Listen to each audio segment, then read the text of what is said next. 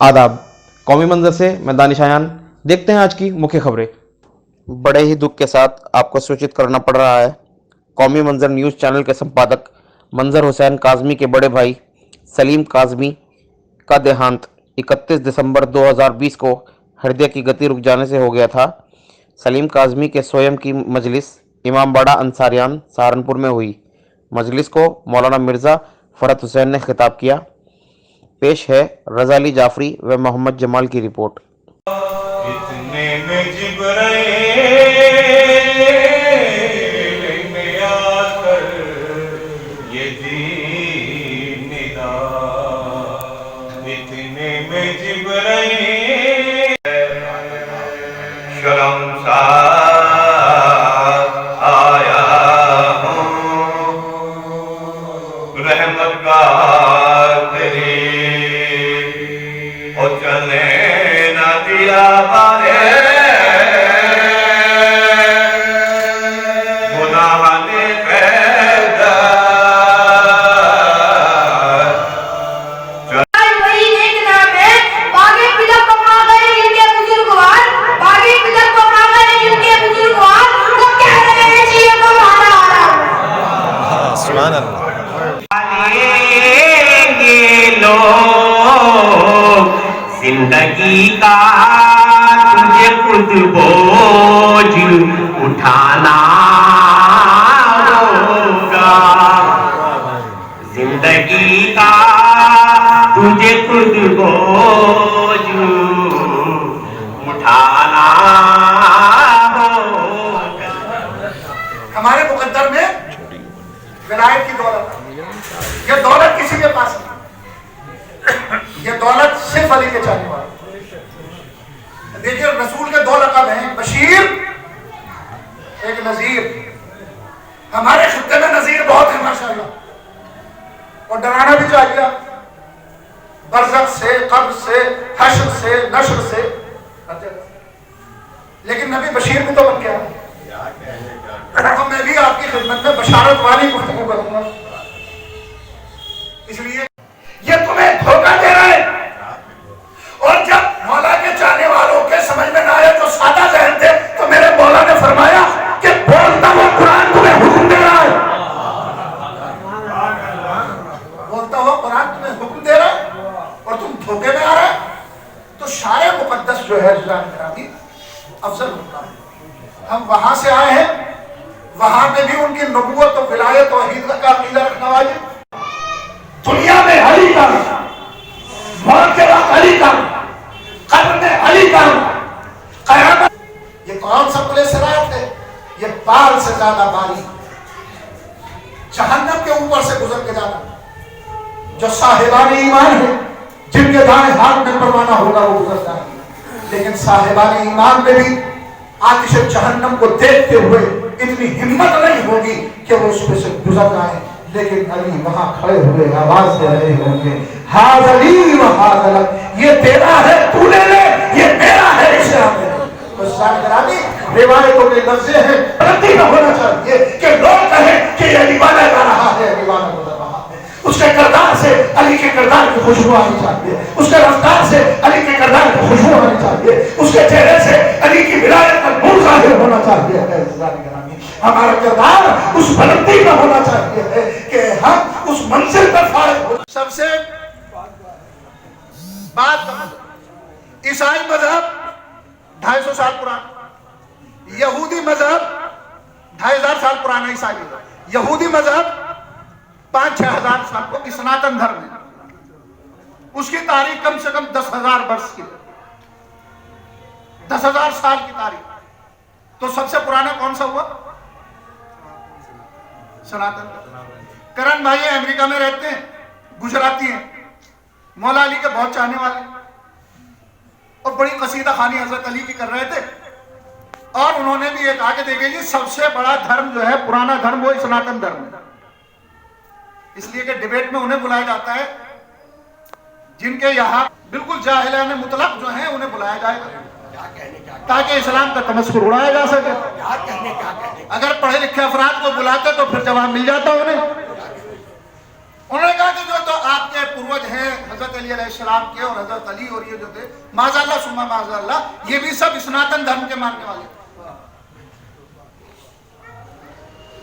तो हमने बड़ी गौर से उनकी बात को सुना और सुनने के बाद हमने मुस्कुरा के एक जवाब दिया, और जवाब ये दिया कि मैंने कहा देखिए हिंदुस्तान में दो तहजीब हैं, दो तारीख, एक है बुद्धिज्म की तारीख और एक है सनातन धर्म की तारीख।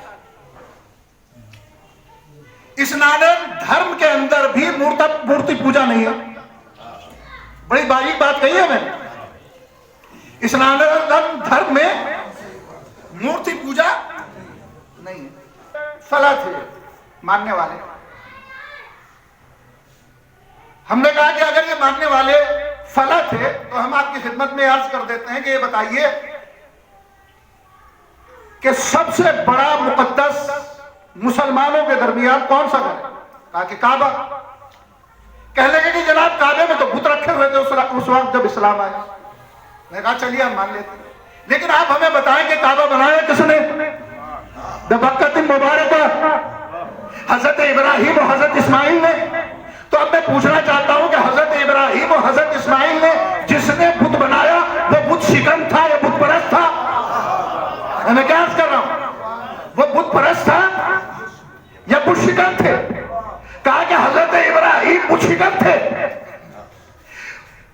बुत बना रहे थे चचा, तो रहे थे इब्राहिम। तो जिसने काबे को बनाया, जो मेहमान काबा है, जिसने काबे की तामीर की, वो बुत परस्त वाला है, वो भी तो बुत शिकन होना चाहिए। अगर इनका धर्म कुछ और होता और मजहब कुछ और होता तो फातिमा बिन्ते असद को, शहजादी को, किसी एक बुत के पास जाना चाहिए था, लेकिन शहजादी का किसी बुत के करीब न जाना और खाने काबा की दीवार के करीब आकर खिलाफे खाने काबा को पकड़ने के बाद यह कहना, ऐ परवरदिगार बेहक्कल जनीन, बेहक्कल मौलूद, इस मौलूद के वास्ते और वसीले से मेरी मुश्किल को आसान कर दे। तो इसका मतलब यह है कि मक्के में रहने वाले तमाम अफराद का मजहब और था और खानदान हाशमी का ईमान कुछ और था। सल्लल्लाहु अलैहि वसल्लम इस्लाम के पहले नबी हैं या आखिरी नबी? मैं कुछ कह गया, सलवात पढ़ना मोहम्मद वाले मोहम्मद।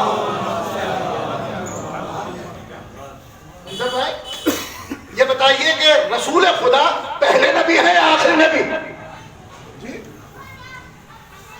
पहले नबी, आप बताएं। रसूल खुदा आखिरी नबी है, पहले नबी नहीं है। भाई रसूल का आखिरी नबी होना और हजरत आदम का पहला नबी होना इस बात की दलील है कि इस्लाम सबसे कदीम मजहब है। इसलिए कि जब पहला बशर बन रहा था, जब पहला आदमी बन रहा था, जब पहला इंसान बन रहा था, तो परवरदिगार आलम ने उस पहले बशर को हादी बनाकर भेजा, खलीफा बनाकर भेजा, हुज्जत बनाकर भेजा, मासूम बनाकर भेजा और रहबर बनाकर भेजा। कहा कि देखो पहला बशर जा रहा है तो हादी की शक्ल में जा रहा है। वो बशर भी कैसा बशर? वो बशर कि जिसका ताल्लुक उधर से भी है और इधर से। बाबा हजरत आदम अलैहिस्सलाम नूर से अल्लाह का खलीफा होता है ना, और ये महसूस करता था कि भाई हमारी ही सबसे ज़्यादा खास है, क्योंकि हमारे कारी साहब ने भी बड़ा मुख्तसर खुतबे से मजलिस का आगाज़ किया था।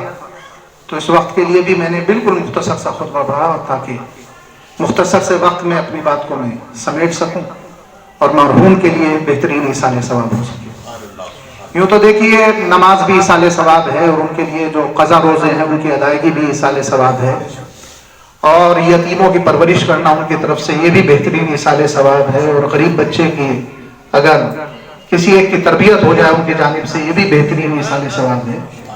बहुत से तरीक़े हैं उनके लिए इसाले सवाब के, लेकिन मजलिस अज़ा से बेहतर कोई इसाले सवाब नहीं।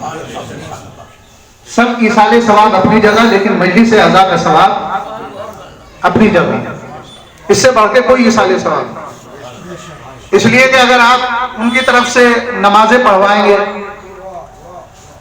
तो सिर्फ मौलाना नमाज पढ़ सकते हैं, किसी मासूम की शिरकत नहीं होगी। उनकी तरफ से अगर आप रोजा रखवाएंगे तो हम जैसे गुनाहगार शख्स रोजा रख सकता है उनकी तरफ से। अगर उन्होंने हज नहीं किया है उनकी तरफ से आप हज बदल कराएंगे, कोई मौलाना उसमें किस्मत शरीक नहीं होगी कि। लेकिन जब फर्श अज़ा बिछता है तो इस फर्श अज़ा पर अज़ीज़ान गिरामी मासूम शख्सियतें भी तशरीफ लाती हैं। और हमारा मानना यह है कि अगर कोई ज़ात अहले बैत अलैहिमुस्सलाम को मदू करने का जरिया बन जाए, उससे बेहतरीन इसाले सवाब क्या हो सकता है। भाई हम नमाज पढ़ते हैं, जमात आता है कि भाई मौलाना के पीछे किसी नबी ने खड़े होकर नमाज पढ़ी, इसलिए कि अगर नबूवत और इमामत से आगे कोई खड़ा हो जाए तो उसकी नमाज आ सकता है। नबी के सामने आगे खड़ा हुआ नहीं जा सकता है, उसकी नमाज बातिल हो जाएगी। और अगर किसी के समझ में ना आए तो जो लोग जियारतों पे गए हैं वो जानते हैं, जब आप जियारतों पे जाते हैं तो जब आप जरिए अक़दस में नमाज पढ़ते हैं तो सरहाने के पीछे नमाज पढ़ी जाती है, सरहाने से आगे नमाज नहीं पढ़ी जाती। अगर आप मासूम के सरहाने से आगे बढ़ के नमाज पढ़ेंगे तो खादिम आगे बढ़ के कहेगा कि आपकी नमाज बातिल हो गई। आप पूछेंगे कि बातिल क्यों हो गई? कहा कि इमाम के आगे इमामत हराम है, आगे पीछे नमाज पढ़ी तो ये अली की नमाज के ऊपर एतराज नहीं है बल्कि पढ़ने और पढ़ाने वाले के ऊपर है। सल्लल्लाहु अलैहि मोहम्मद आले मोहम्मद।